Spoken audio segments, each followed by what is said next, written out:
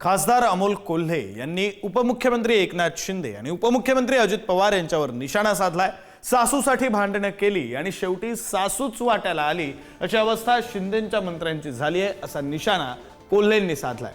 तर पुणे जिल्हा नियोजन समितीच्या निधी वाटपाची श्वेतपत्रिका काढा असं आव्हान अमोल कोल्हेंनी अजित पवारांना केलं।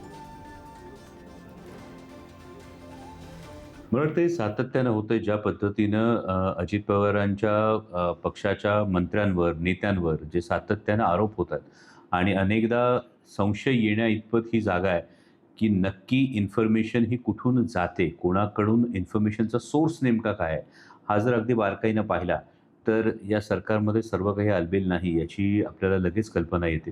आणि या पद्धतीनं खरं तर ती जी म्हण आहे की सासूसाठी भांडणं केली आणि सासूच वाटायला आली, तशी कदाचित एकनाथ शिंदेंच्या सगळ्या मंत्र्यांची ही परिस्थिती आहे असं जाणवतं।